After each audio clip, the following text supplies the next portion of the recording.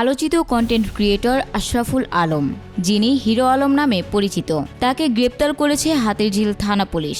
শনিবার দুপুরে স্ত্রী রিয়া মুনির দায়ের করা মামলার ভিত্তিতে তাকে আটক করা হয়।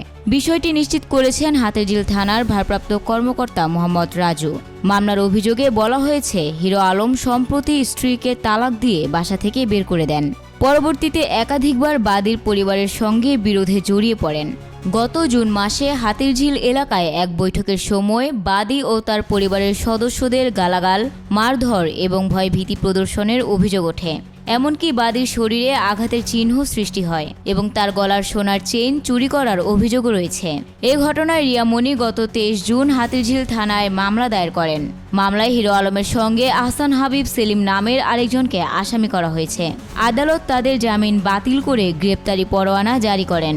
শনিবার দুপুরে সেই আদেশের ভিত্তিতেই হিরো আলমকে গ্রেপ্তার করা হয়েছে। বর্তমানে পুলিশ তাকে আদালতে চালান করার প্রক্রিয়া শুরু করেছে।